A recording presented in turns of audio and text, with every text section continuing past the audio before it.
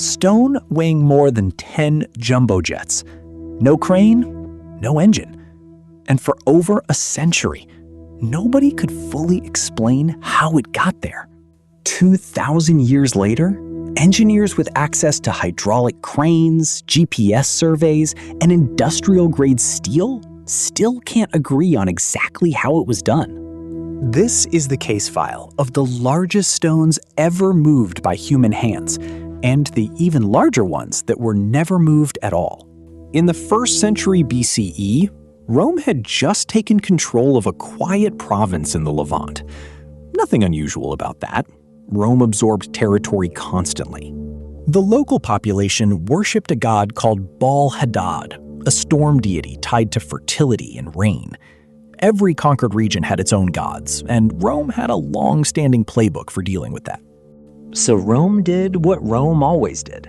They built a temple, allegedly a big one. But somewhere in that valley, the plan stopped being routine. It's what was left behind. For a while, everything about the Temple of Jupiter at Baalbek proceeded the way any Roman temple would. Workers were sent to a quarry roughly 800 meters from the build site. Cutting began, methodical and controlled. 3 of those blocks, each nearly 20 meters long and weighing close to 800 tons, were eventually pulled free, moved, and placed into the temple's foundation with a precision so tight that no one can slide a sheet of paper into the seams. On paper, it was a successful, if enormous, construction project. But 800 meters away, in that same quarry, something else was happening. Something that wouldn't be understood for almost 2,000 years. While 3 stones made it into the temple, a 4th one didn't. Fully carved, fully shaped, ready to be broken free from the bedrock and moved, just like the others. It never moved. It's still there today, sitting at an angle in the dirt, exactly where the workers left it. Locals eventually gave it a name, the Stone of the Pregnant Woman. In the 1990s, researchers found a second abandoned stone right next to it, 1,242 tons. In 2014, a team dug even deeper and found a third, 1,650 tons, the largest block ever quarried by human hands. Researchers from the German Archaeological Institute examined one specific detail, the exact point where the ancient cutters would have made their final strike, a deep internal fracture, a flaw hidden inside the limestone, invisible from the surface. Months of labor, a stone larger than anything ever attempted before. Right at the final, most dangerous stage, they hit a crack that could shatter the entire block. So, they stopped and moved on to the next one. In 1996, an Austrian survey team used precise geodetic measurements to confirm the stone's weight and documented visible cracking along its downhill side, lending direct physical support to the flaw theory. The Roman writer Pliny the Elder visited the region in the 1st century AD and recorded his own astonishment at the temple's foundations, attributing the stones to forces beyond ordinary construction. It wasn't rediscovered by Western scholarship until European travelers began documenting it in the 1700s and 1800s, immediately struck by the scale of a site that dwarfed anything else they'd seen. German and French archaeological teams surveyed the ruins through the late 1800s and early 1900s. This case was built piece by piece, expedition by expedition, for over 2 centuries. Why build something this massive in the first place? Nowhere else in the entire Roman Empire did engineers attempt anything close to this scale. This wasn't really about architecture. It was about control. Rome had just annexed this region, and the local population worshipped Baal-Hadad. This time, they built the largest religious complex the empire had ever produced, directly on top of the site where Baal-Hadad had been worshipped.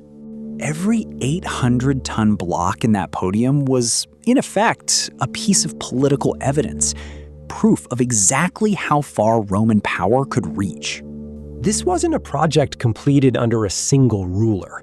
Construction at Baalbek stretched across roughly 2 centuries, with later emperors, Nero, Trajan, and Hadrian, each adding to the complex. The who in this case isn't one person making one decision. It's a rotating cast of imperial administrations, each inheriting the site, each choosing to keep building on top of what came before. Even with decades and multiple emperors worth of opportunity, nobody ever returned to finish moving the pregnant woman's stone, or its 2 larger neighbors. Once the decision was made to leave them, it stayed made. Physicists calculated that dragging an 800-ton block would require roughly 80 tons of pulling force, or as many as 800 oxen. The quarry sits at a slightly higher elevation than the temple, meaning the Romans controlled a downhill roll using oak log rollers on a hardened earthen track. The Roman engineer Vitruvius described attaching wooden wheel-like fittings to the ends of a block, turning it into a giant axle. Teams of workers on capstans, combined with compound pulleys, generated the pulling force needed. Some researchers propose a rolling flange model, temporary ridges carved into the underside of each block, letting it roll inside a fitted track like a wheel. Compared to the Thunderstone and Cleopatra's Needle, Baalbek's blocks remain unmatched in scale. Picture an average family house being slid down a street on logs. That's roughly the load investigators are talking about with a single Baalbek block. A modern 5-story office building resting entirely on its side, being dragged across open ground inch by inch. These blocks were cut from tough Jurassic limestone, closer to carving through a giant block of sugar. A thin ridge of rock left connecting the block to the surrounding bedrock, like a spine holding a nearly finished cut in place. The exact point where the fatal crack in the pregnant woman's stone was finally discovered. The most persistent theory suggests the stones were moved with help from extraterrestrial technology, that no human civilization at the time could have achieved this without outside intervention. The tool marks match known Roman quarrying techniques. Draft margins follow patterns consistent with Roman stoneworking. Roman inscriptions have been found directly on site, tying the construction to known imperial projects. A second theory credits the foundation to King Solomon, claiming a non-Roman, much older civilization laid the groundwork. But the stonework matches the Roman-Syrian building tradition documented across the empire. Scholars still debate exactly how the blocks were lifted onto the podium. Leading theories involve graduated earthen ramps, systems of winches, or incremental jacking, lifting the stone a fraction of an inch at a time. One hypothesis suggests the stone of the south may have been winched up a purpose-built trench using rollers and a shallow ramp, guiding it into position rather than lifting it directly.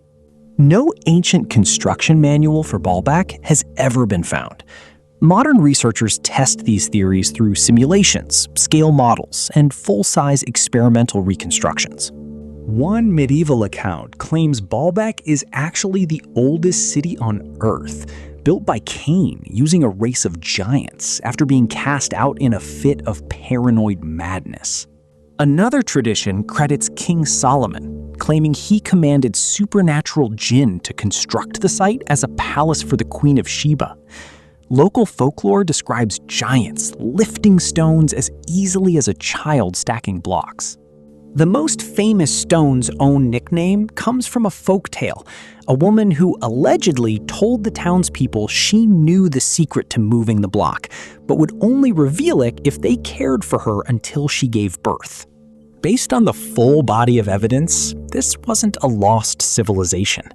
It was built during the Roman imperial period, primarily under Augustus and later Antoninus Pius. What moved these stones was something far more human than any legend. Thousands of coordinated laborers, a precise understanding of leverage, and an empire with the wealth to throw enormous resources at a single statement. These stones were never lifted the way we imagine. They were rolled, walked, capstan turn by capstan turn. The builders stopped, and left behind a 1,650-ton reminder of exactly where their limits were. Modern engineering teams continue to run computer simulations and full-scale experiments, testing whether replica blocks can actually be moved using the rolling flange method or reconstructed capstan systems. Baalbek is a protected UNESCO World Heritage Site and a source of significant national pride in Lebanon. Tourism to the site continues to grow. The line between impossible and extraordinarily difficult is a lot thinner than we tend to assume. The most satisfying answer gives full credit to the people who were actually standing there, doing the work. 2,000 years later, Baalbek still draws people from around the world who stand at the base of those blocks and ask the same question: how is this possible? The answer isn't a disappointment. Everything you're looking at was achieved by people.